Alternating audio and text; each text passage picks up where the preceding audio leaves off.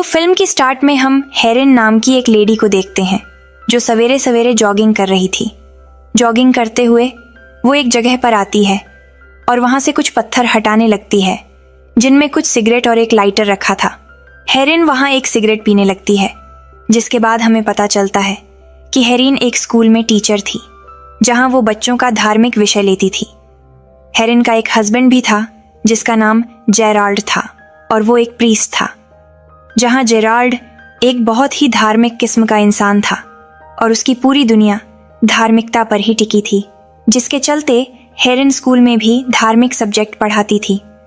हम देखते हैं कि जेराल्ड और हेरिन का एक बेटा भी था जिसका नाम फ्लोरेंस था और जेराल्ड उसे भी अपने जैसा धार्मिक इंसान बनाना चाहता था और रोज उसे अपने साथ चर्च लेकर जाता था ताकि फ्लोरेंस एक आम इंसान की तरह इस दुनिया से वाकिफ ना हो।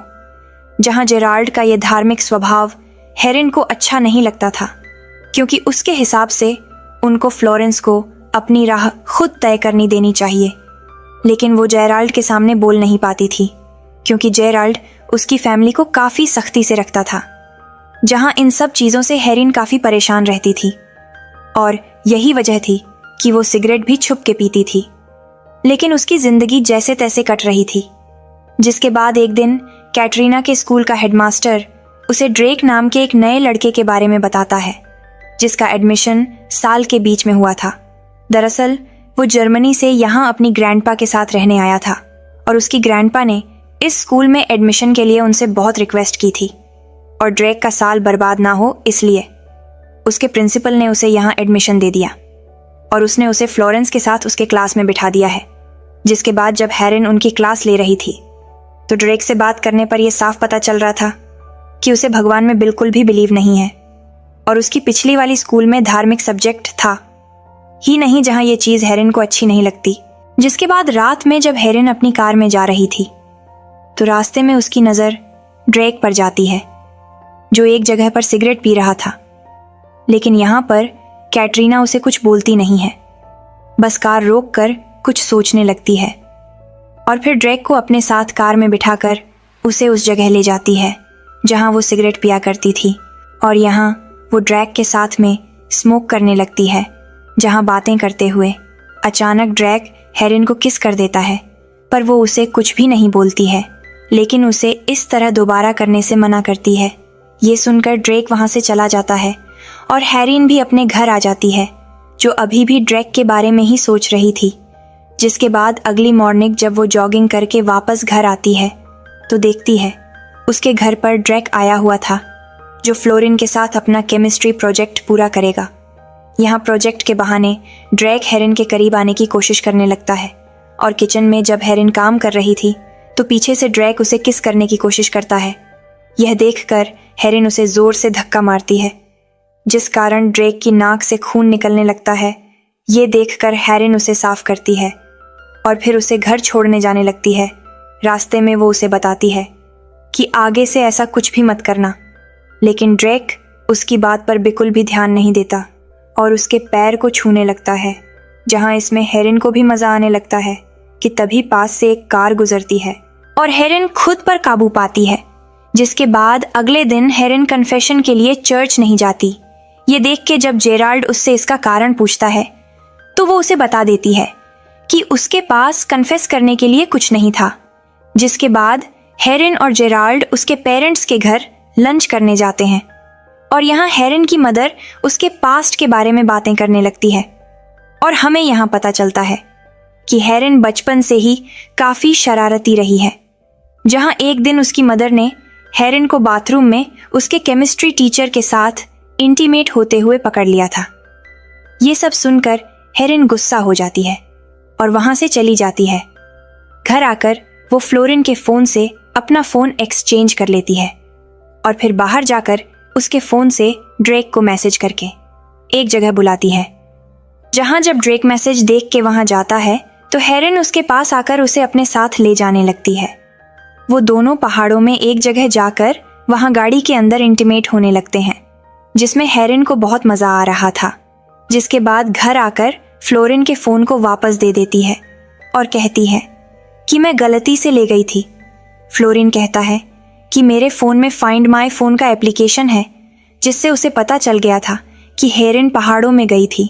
तब जेराल्ड कहता है कि मगर तुम अपनी कार से बाहर ही नहीं उतरी। यह सुनकर हेरिन बहाना मार देती है कि मैं मेरी एक दोस्त के साथ थी। जहां जब जेराल्ड उसकी दोस्त से हेयर कट करवाने को कहता है तो हेरिन चिंता में आ जाती है कि कहीं उसे सच्चाई का पता न चल जाए कि वो आज रात उसके साथ नहीं थी। इसीलिए वो अगले दिन अपनी फ्रेंड के पास जाती है और उससे जेराल्ड से झूठ बोलने को कहती है कि कल रात हम दोनों साथ ही थे। उसकी फ्रेंड उसके और ड्रेक के बारे में सब जानती थी और इसलिए वो जेराल्ड से झूठ नहीं बोलेगी क्योंकि वो एक पादरी था। ये देखकर हेरिन जल्दी से ड्रेक के पास जाती है और उससे कहती है कि जेराल्ड को पता चल गया है कि कल रात मैं पहाड़ों में थी और अब से हम नहीं मिल सकते। ये सुनकर गुस्से में ड्रेक कहता है कि मैं फ्लोरिन को देख लूंगा और वहां से जाने लगता है। स्कूल के बाद कैटरीना देखती है कि ड्रेक फ्लोरिन को अपने साथ लेकर कहीं जा रहा था और जब काफी देर तक घर नहीं आता तो हेरिन को टेंशन होने लगती है।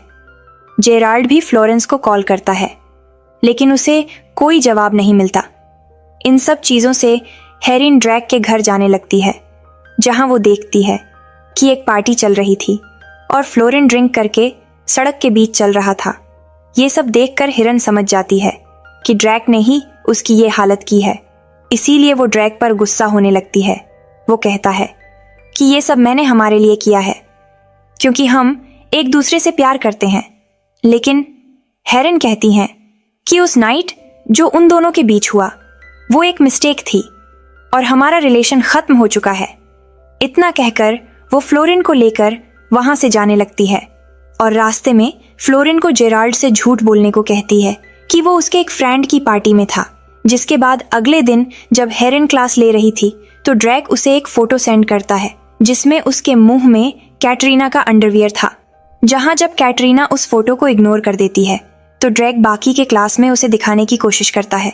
जहां ये देखकर हेरिन जल्दी से उसका फोन ले लेती है और वहां से जाने लगती है।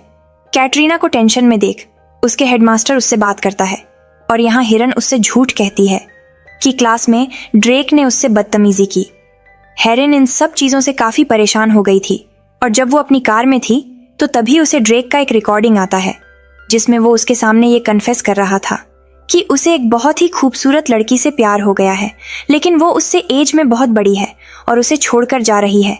ड्रेक उसका नाम सोपी बताता है और ये सब सुनकर जेराल्ड उसे पढ़ाई में ध्यान देने को कहता है और उसके लिए प्रे करता है। जिसके बाद नाइट में जब हेरिन फैमिली के साथ डिनर कर रही थी तो तभी उसे ड्रेक का मैसेज आता है जो उसे अपने घर मिलने बुलाता है। ये देख के हेरिन उनसे झूठ कहती है कि वो उसकी एक फ्रेंड के घर जा रही है और फिर ड्रेक के घर पहुंच जाती है जहां वो उसे समझाने की कोशिश करती है कि वो बस एक नाइट की बात थी और अब हमारे बीच सब कुछ भी नहीं है। लेकिन ड्रेक अभी भी हेरिन के साथ इंटीमेट होना चाहता था और जब वो नहीं मानती तो ड्रेक उसके साथ जबरदस्ती करने लगता है जहां हेरिन जैसे तैसे खुद को छुड़ाती है और वहां से जाने लगती है। अगली सुबह हेरिन देखती है कि फ्लोरिन उसके साथ काफी अजीब बिहेव कर रहा था, मानो जैसे वो उसके और ड्रेक के बारे में सब जानता हो। और जब हेरिन स्कूल में थी तो उसका हेडमास्टर उसके पास आता है और उनके प्रिंसिपल की ऑफिस में आने को कहता है जहां वो कैटरीना से उसके और ड्रेक के रिश्ते के बारे में पूछने लगता है क्योंकि लूलिया ने सोशल मीडिया पर उसकी पोस्ट कर दी थी जिसमें उसके मुंह में हेरिन का अंडरवियर था। ये देखकर हेरिन कह देती है कि ये अंडरवियर उसका नहीं है और हेरिन एक धोखेबाज लड़का है जिसकी ग्रैंडपा भी असली नहीं है और उसने अपनी ग्रैंडपा का रोल करने के लिए उसे पैसे दिए थे। जहां ड्रेक के पास्ट के बारे में कोई भी नहीं जानता था और उसके स्कूल का प्रिंसिपल और बदनामी नहीं झेल सकता क्योंकि हेरिन और ड्रेक की बातें पूरी स्कूल में हो रही थी। इसीलिए वो हेरिन को मेडिकल लीव में भेज देता है। जिसके बाद जब हिरन फ्लोरेंस से मिलने जाती है तो वो भी उससे बात नहीं करता और तभी हेरिन को जेराल्ड का कॉल आता है और वो दोनों पहाड़ों में जाने लगते हैं और उनके साथ पुलिस भी थी। असल में ड्रेक सुसाइड करने वाला था और इससे पहले वो हेरिन और जेराल्ड से अकेले में बात करना चाहता था। ये सुन के सारे पुलिस वाले पीछे चले जाते हैं और जेराल्ड से हेरिन और ड्रेक ही बचते हैं। यहाँ ड्रेक हेरिन को अपने घुटनों पर बैठ के जेराल्ड के सामने सब कबूल करने को कहता है और ड्रैक की जान बचाने के लिए हेरिन जेराल्ड को सब बता देती है कि हमारे बीच उस रात रिश्ता बना था और वो सच कह रहा है। ये सुन के जेराल्ड की हालत खराब होने लगती है और डॉक्टर आकर उसे ले जाने लगते हैं। हेरिन का कन्फेशन सुनने के बाद ड्रेक उससे कहता है कि मैं तुमसे बहुत प्यार करता हूँ और फिर वहाँ से कूद के अपनी जान दे देता है। अगले सीन में हम हेरिन को एक कमरे में देखते हैं जहाँ वो आइसोलेशन में थी, जहाँ वो वीडियो कॉल पर फ्लोरेंस से बात करने लगती है जो उससे ज़्यादा बात नहीं करता, जिसके बाद ड्रैगन उसे कैटरीना के रूम का दरवाज़ा बंद कर देता है। और इसी के साथ ये मूवी यहीं पर ख़त्म हो जाती है। तो मुझे कमेंट करके ज़रूर बताना कि ये मूवी आपको कैसी लगी। मैं मिलूँगा आपसे अगले वीडियो में।